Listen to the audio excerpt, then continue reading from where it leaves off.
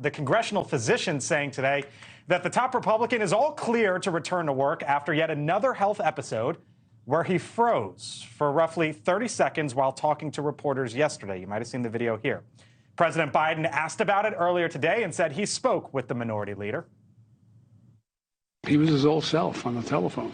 It's not at all unusual to have the response that sometimes happens to Mitch when you've had a severe concussion.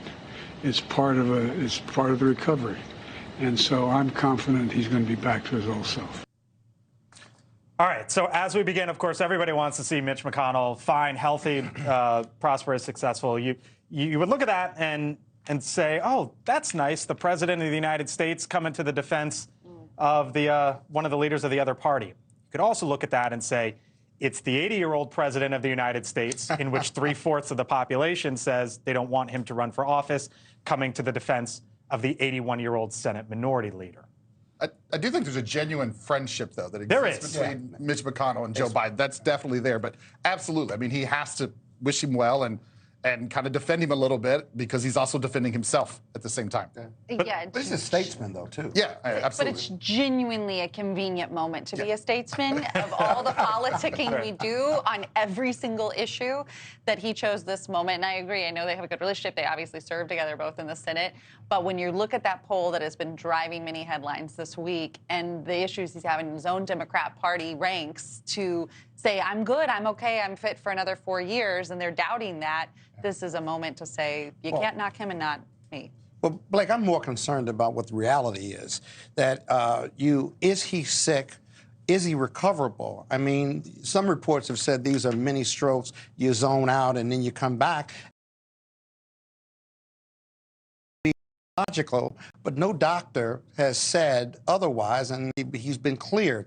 The reality is he is 81 years old. That's not old age. That's something else, and at some point we're going to find out. The question is, does this weaken his leadership in the Senate because of these health scares? Well, there's lots of questions. You talk about the age of leaders right now here in Washington. President Biden, 80. Chuck Schumer, top Democrat in the Senate, 72. Mitch McConnell, 81. The spring chickens in all of this, Kevin McCarthy and Hakeem Jeffries are in their mid-50s. And this goes to, I mean, you know, here's a headline, Mark, from Teen Vogue. Yes, we are talking about Teen Vogue here on the Hill. What is a gerontocracy? A government ruled by the elderly. Is that part of the issue here?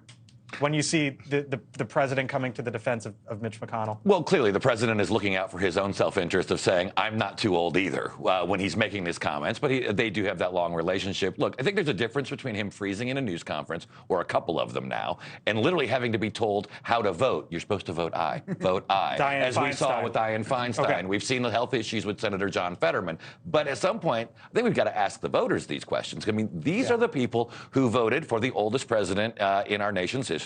Senator Feinstein was just reelected, despite her age. Senator McConnell's age is not just snuck up on us.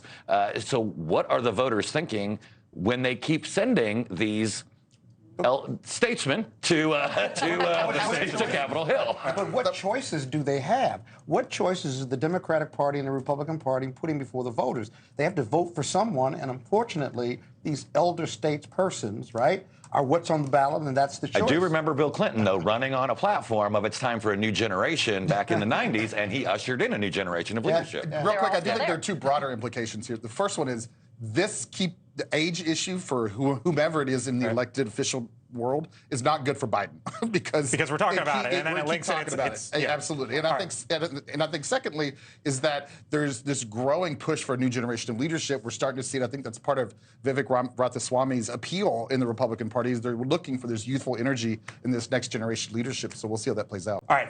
Thanks for watching. Go to newsnationnow.com to find NewsNation on your television provider. And don't forget to subscribe. Click the red button to get more of NewsNation's fact-driven, unbiased coverage.